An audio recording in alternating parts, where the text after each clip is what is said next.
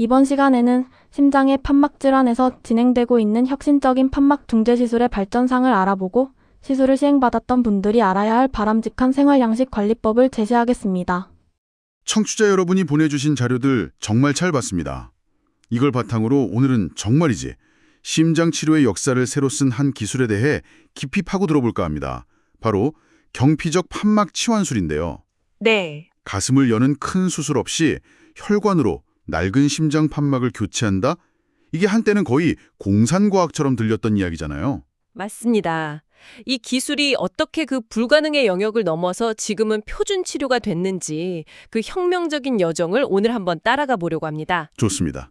단순히 기술의 작동 원리를 넘어서요. 이게 대동맥판, 승모판, 또 삼천판 질환을 앓는 환자들의 삶을 실제로 어떻게 바꾸고 있는지 구체적으로 들여다볼 거고요. 특히 중요한 건 시술의 성공이 이야기의 끝이 아니라는 점입니다. 아, 그 후의 권리가 더 중요하다. 네. 시술 후에 어떤 약을 쓰고 또 생활 습관을 어떻게 관리하느냐에 따라서 판막의 수명이나 환자의 삶의 질이 완전히 달라지거든요. 오늘 그 평생 관리 전략까지 한번 낱낱이 파헤쳐 보겠습니다. 좋습니다. 그럼 가장 기본적인 원리부터 짚고 넘어가죠. 경피적 판막 치환술. 말 그대로 피부를 통해 판막을 교체한다는 건데 가슴을 열지 않고 이게 대체 어떻게 가능한 건가요? 상상이 잘 안 되는데요. 핵심 원리는 의외로 간단합니다. 바로 판막 속 판막, 그러니까 valve인 valve 개념이죠. 판막 속에 또 다른 판막을 넣는다? 네. 다리 쪽의 큰 혈관, 주로 대퇴동맥에 아주 작은 구멍을 하나 냅니다. 그리고 그곳으로 끝에 새 인공 판막을 장착한 가느다란 관, 카테터라고 하죠. 그걸 집어넣습니다. 아, 그 관이 혈관을 고속도로 삼아서 심장까지 쭉 배달되는 거군요. 맞습니다. 혈관을 따라 거꾸로 거슬러 올라가서 병든 판막까지 정확하게 위치시키는 거죠. 그럼 도착한 다음에는 어떻게 고정을 시키는 건가요? 거기서부터 이제 기술이 좀 나뉘는데요. 풍선으로 압력을 가해서 뻥 하고 펼치는 거예요. 그래서 기존 판막을 벽 쪽으로 꽉 밀어붙이고 그 자리를 차지하는 풍선 확장형이 있고요. 아하. 아니면 특수 합금으로 만들어서 억제하고 있던 덮개를 풀면 스스로 스르륵 하고 펼쳐지면서 자리를 잡는 자가 확장형도 있습니다. 와, 신기하네요. 어느 방식이든 핵심은 낡은 판막의 틀을 지지대 삼아서 새 판막을 안정적으로 고정시키는 겁니다. 그렇군요. 이 시술이 가장 대표적으로 쓰이는 게 대동맥판이 좁아지는 대동맥판 협착증이라고 들었습니다. 어느 정도로 심각할 때 시술을 고려하게 되나요? 맞습니다. 대동맥판 협착증이 이 기술의 시작이었고 지금도 가장 핵심적인 치료 영역이죠. 보통 심장 초음파 검사를 해서요. 혈액이 좁아진 판막을 통과하는 최고 속도, Vmax라고 하는데 이게 초속 4m를 넘거나 네. 또 심장이 피를 짜낼 때 대동맥과 심장 사이에 걸리는 평균 압력차가 40ml 이상이면 중증으로 봅니다. 쉽게 말해서 피가 나가는 문이 너무 좁아져서 심장이 거의 과부하에 걸리기 직전인 상태라고 보시면 돼요. 기준이 아주 명확하네요. 근데 가끔 진단이 좀 애매한 경우도 있지 않나요? 아주 중요한 지적이 있습니다. 특히 심장 기능 자체가 이미 떨어져서 피를 시원하게 못 뿜어주는 저혈류 저압력 경사 환자들이 있거든요. 네네. 이런 분들은 수치상으로는 중증이 아닌 것처럼 보일 수가 있어요. 아, 그래서 놓칠 수도 있겠네요. 그렇죠. 그래서 최근에는 CT를 찍어서 판막에 칼슘이 얼마나 꼈는지 직접 확인합니다. 칼슘 스코어라고 하죠. 이걸로 숨어있는 중증 환자까지 정확하게 찾아내서 치료 대상을 계속 넓히고 있습니다. 대동맥판에서 시작된 기술이 이제는 다른 판막으로도 확장되고 있다고요. 특히 구조가 훨씬 복잡하다는 승모판이나 삼천판에도 이게 된다니 정말 놀랍습니다. 네, 그쪽은 정말 새로운 영역이 열리고 있죠. 다만 이 판막들은 모양이 복잡하고 주변 구조물이랑 관계가 좀 예민해서요. 처음에는 판막을 통째로 바꾸는 치환술보다는 네. 역류하는 판막의 틈을 클립 같은 걸로 딱 집어주는 수선술, TER이라고 하는데 이게 먼저 발달했습니다. 일종의 땜질 같은 거군요. 네, 그렇게 볼 수도 있죠. 근데 그 땜질만으로는 해결이 안 되는 경우도 있겠네요. 물론입니다. 그래서 최근에는 수선술이 어렵거나 효과가 부족한 환자들을 위해서 아예 판막을 교체해버리는 승모판 TMBR 그리고 삼천판 TTVR 전용 기구들이 속속 개발돼서 아주 활발히 쓰이고 있습니다.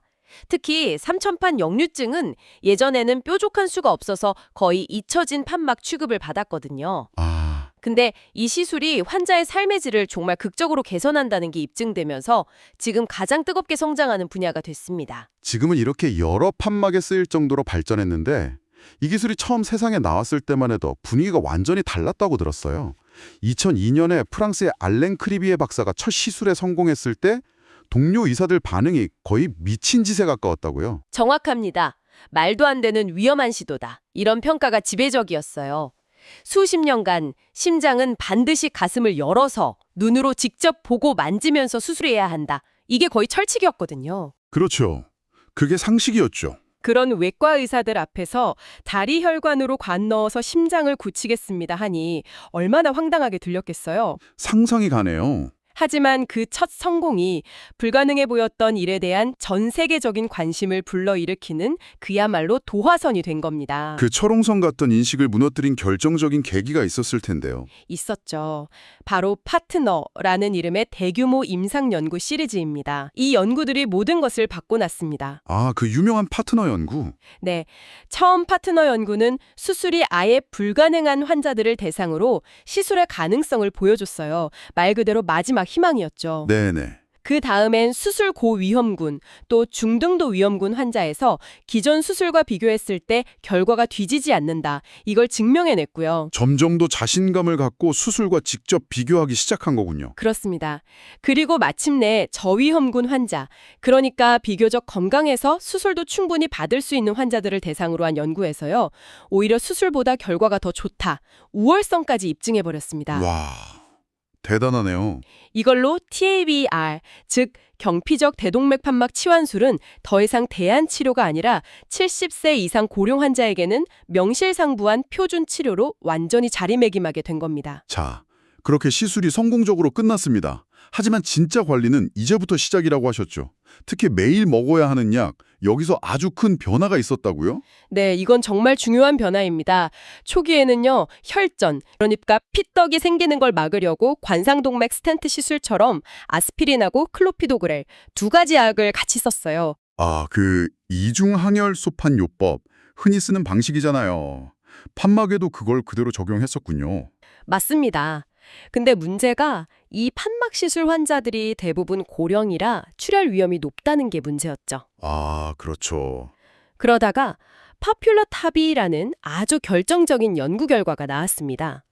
이 연구에서 아스피린 하나만 쓰는 단독요법이 두 개를 다 쓰는 이중요법에 비해서 뇌졸중 예방 효과는 차이가 없으면서 효과는 같은데? 생명을 위협하는 심각한 출혈 위험은 무려 40% 가까이 낮춘다는 사실을 밝혀냈습니다. 와, 효과는 비슷한데 위험은 훨씬 적다.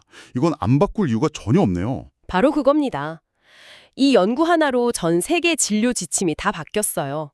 지금은 심방세동낙은 특별한 부정맥이 없는 한 대동맥판 시술 후에는 아스피린 하나만 먹는 게 글로벌 스탠다드입니다. 그렇다면 그 아스피린 하나만 충분하다는 원칙이 승모판이나 삼천판 시술 후에도 똑같이 적용이 되나요? 아닙니다. 거긴 상황이 완전히 다릅니다. 이게 정말 중요한 포인트인데요. 대동맥판은 심장에서 온몸으로 피가 뿜어져 나가는 고속도로 입구라 혈류 속도가 매우 빨라요. 네. 반면에 승모판이나 삼천판은 심장 안에서 피가 채워지는 구간이라 혈류가 상대적으로 느리죠. 아, 그러고 보니 물살이 센 곳보다 느린 곳에서 이끼가 잘 끼는 거랑 비슷한 이치일까요? 아주 적절한 비유입니다. 혈류가 느리면 피가 멈칫하면서 혈전이 생길 위험이 더 높습니다. 따라서 승모판이나 삼천판 시술 후에는 아스피린만으로는 부족하고 초기 3개월에서 6개월 정도는 와파린처럼 더 강력한 항응고제를 써야 할 수도 있습니다. 아하, 판막의 위치에 따라 약물 전략이 완전히 달라지는 거군요. 맞습니다. 네, 약물만큼이나 중요한 게 생활 습관일 텐데요. 많은 분들이 이제 술은 입에도 대면 안 되냐, 담배는 무조건 끊어야 하냐, 많이들 궁금해하십니다. 네, 시술 후 생활 습관은 인공판막의 수명을 좌우하는 결정적인 요소입니다. 먼저 담배부터 말씀드리면 이건 논쟁의 여지가 없어요. 무조건 즉시 금연입니다. 단호하시네요. 간혹 시술 직후에는 젊은 흡연자의 회복이 더 빨라 보이는 흡연자의 역설 같은 현상이 보고되기도 했지만 이건 단기적인 착시 현상일 뿐이에요. 장기적으로 추적해보니 흡연이 인공판막에 걸리는 압력을 높이고 삶의 질 개선 효과를 갉아먹는다는 게 명확히 확인됐습니다. 술은 어떤가요? 한두 잔 정도는 심장에 좋다는 이야기도 있던데요. 그게 참 미묘한 부분이죠. 과음은 심장 기능을 떨어뜨리는 독이니까 당연히 절대금물이고요. 하지만 하루 한두 잔의 적당한 음주, 특히 레드와인 같은 경우는 오히려 심혈관 보호 효과가 있다는 연구 결과들이 꽤 있습니다. 핵심은 절제. 조절. 네, 조절할 자신이 없다면 아예 시작하지 않는 편이 낫습니다. 식이요법과 운동도 빼놓을 수 없겠죠? 물론입니다. 특히 고지혈증, 그러니까 나쁜 콜레스테롤 LDL은요, 생체 조직으로 만든 인공판막에 칼슘이 끼게 만드는, 즉 판막을 늙게 만드는 주범입니다. 채소와 생선 위주의 지중해식 식단을 유지하고 콜레스테롤 수치를 엄격하게 관리해야 판막을 오래 쓸 수 있습니다. 운동은 시술 후에 심장 재활 프로그램에 참여하는 게 가장 좋습니다. 전문가 지도하에 심폐기능을 안전하게 끌어올릴 수 있거든요. 집에서는 숨이 차지 않는 선에서 꾸준히 걷는 것부터 시작하시는 걸 추천합니다. 본적으로 바뀌고 있다면서요. 단순히 살고 죽는 문제를 넘어섰다고요. 맞습니다. 과거에는 사망이나 뇌졸중 같은 심각한 합병증 없이 시술을 무사히 마치는 기술적 성공, 이게 유일한 목표였어요. 하지만 이제는 환자 중심의 결과가 훨씬 더 중요해졌습니다. 환자 중심의 결과라. 구체적으로 어떤 의미인가요? 예를 들어 VARC라는 국제적인 시술 성공 기준이 있는데요. 이게 VARC 1에서 VARC 3으로 계속 개정되면서 새로운 항목들이 추가됐습니다.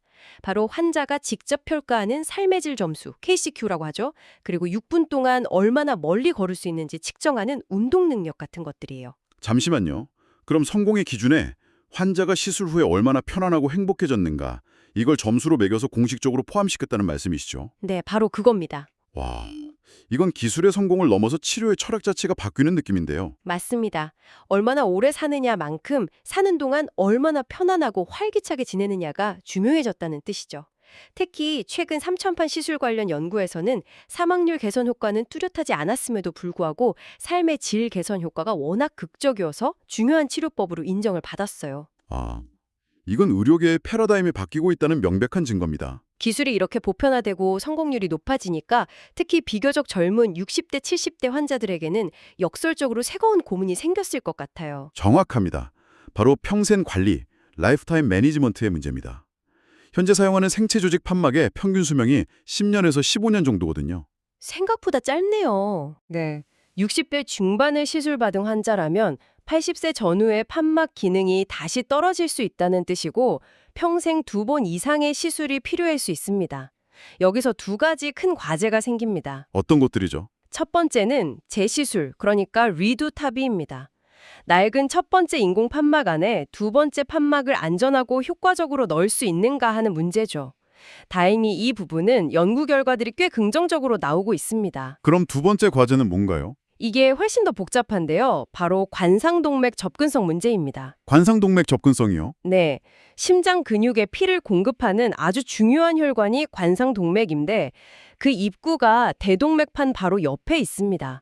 그런데 인공 판막을 그것도 두 겹으로 겹쳐 넣으면 이 구조물이 관상동맥 입구를 가려버릴 수가 있어요. 잠깐만요. 그럼 나중에 혹시 심근경색이 와서 스텐트 시술을 해야 할 때 혈관 입구를 찾지 못해서 치료가 불가능해지는 최악의 상황이 생길 수도 있다는 건가요? 바로 그 위험 때문에 미래를 내다보는 새로운 기술이 개발됐습니다. BSILAC-IK라는 기술인데요. 첫 시술을 할 때 낡은 판막의 입 일부를 전기 소작술로 미리 의도적으로 찢어 놓는 겁니다. 미리요.